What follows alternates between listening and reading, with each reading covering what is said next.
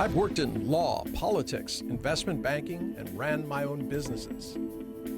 And I've advised the US, South Korean, and Chinese governments. How does the world see China? How does China see the world? I'm Einar Tangen.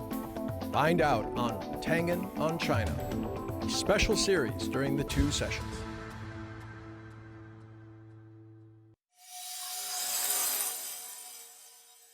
COVID-19 has become a watershed event which is shaping the politics, economics, and cultures of all that it has touched. In China, people have found a quiet confidence in their ability to survive and their central government's ability to handle a global pandemic. 2 sentiments not shared by many other countries. This data was collected in 2020 from a survey conducted by Edelman, a US-based marketing firm. 82% of participants from China said they trust their government.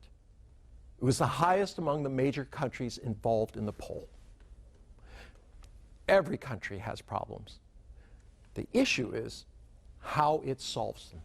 In China, the central government, after the local government that caused a response delay of about 10 days, took control of the situation, requiring face masks, social distancing, isolation, treatment, tracing, and where necessary, lockdowns. They clamped down on rumors, misinformation, and conspiracy theories. China's actions were criticized by other countries as harsh, violations of human rights, authoritarian. 6 months later, as the pandemic spread, these same countries did exactly the same things. No apologies, no retractions. But the delayed and anemic responses by these countries has resulted in needless infections and deaths of millions. Here is a chart showing cases worldwide in the European Union and countries like Brazil and the United States. Delayed responses, not by days, but months. Anemic responses in that the responses lacked coordination, nationally, internationally. The use of individual tracers and phones to track the exposed instead of computerized electronic tracing apps that are used in China.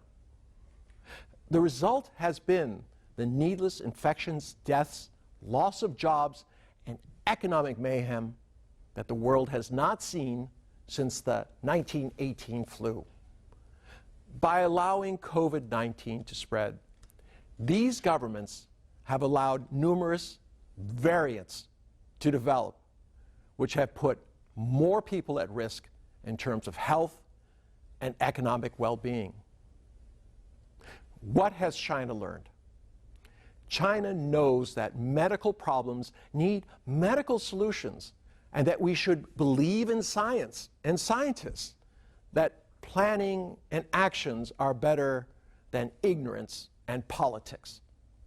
That in these types of situations, it can trust its government to provide for the welfare of the people and the country, that the world after COVID-19 will be different. Online shopping, entertainment, and learning are now part of people's everyday existences. Tourism and shopping are not a given. Experiences are becoming more important than objects. What has the world learned? The majority of the world is still in the fog of war when it comes to COVID-19. The realities of their failures and China's successes are just starting to sink in as the numbers and the reports start coming in, shining the cold, hard light of day on what 1 year of COVID-19 has wrought in terms of human and economic cost.